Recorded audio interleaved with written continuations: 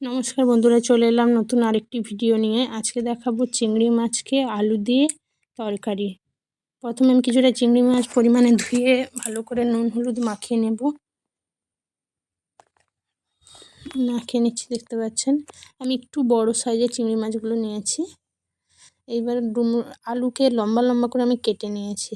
তারপরে একটা তাওয়ার মধ্যে দিয়ে দিলাম তেল দিয়ে এবার মাছটাকে ভালো করে ভেজে নেব আমি।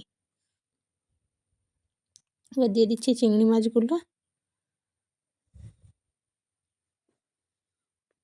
খেতে খুব ভালো হয়, আপনারা বাড়িতে ট্রাই করে দেখতে পারেন। দিয়ে এবার চিংড়ি মাছগুলোকে ভালো করে ভেজে নিচ্ছি।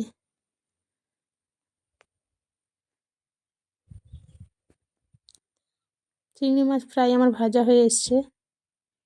এবার এগুলোকে তুলে নেব আমি একটা জায়গার মধ্যে এবার তুলে নিলাম। এবার ওই তেলের মধ্যে দিয়ে দিচ্ছি সামান্য পরিমাণ চিনিটা একটু লাল হয়ে এলে দিয়ে দেবো আদা পেঁয়াজ রসুন আমি একসাথে বেটে রেখেছিলাম, সেইটা এবার দিয়ে দিলাম। ভালো করে ভেজে এবার দিয়ে দেবো টমেটো, একটা বড় সাইজের টমেটো দিয়ে দিলাম। এবার মশলাটাকে ভালো করে কষিয়ে নেব। কষানো হয়ে গেলে এবার দিয়ে দেবো হলুদ গুঁড়ো, লঙ্কার গুঁড়ো।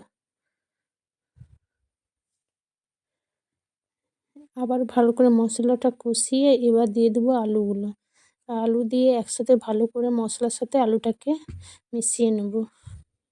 কিছুক্ষণ কষানোর পর আমার কষানো হয়ে এসছে। কালারটা কত সুন্দর এসছে দেখতে পাচ্ছেন আপনারা। এবার দিয়ে দেবো জল। আপনারা গরম জলও দিতে পারেন। এবার কিছুক্ষণ এটা আলুগুলো সেদ্ধ হওয়ার জন্য জল দিয়ে এবার ফুটতে দেবো। আমার রেডি চিংড়ি মাছের তরকারি।